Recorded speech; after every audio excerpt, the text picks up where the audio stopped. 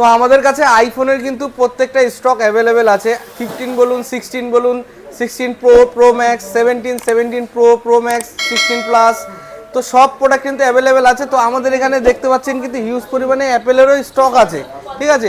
15 যেটা মার্কেট থেকে stock out হয়ে গেছে, 15 পাচ্ছেন না কোথাও, তো 15ও আমাদের এখানে পেয়ে যাবেন নো কস্ট ইএমআইতে, 24 মাসের ইএমআইতে। তো আইফোন যারা লাভার আছে, আইফোন নিতে চাইছেন, আপ টু 24 মাস অবধি আপনি ইএমআই পেয়ে যাবেন আমাদের কাছে অ্যাভেলেবেল, এবং আমাদের কাছে কিন্তু সব ফিনান্স অ্যাভেলেবেল আছে।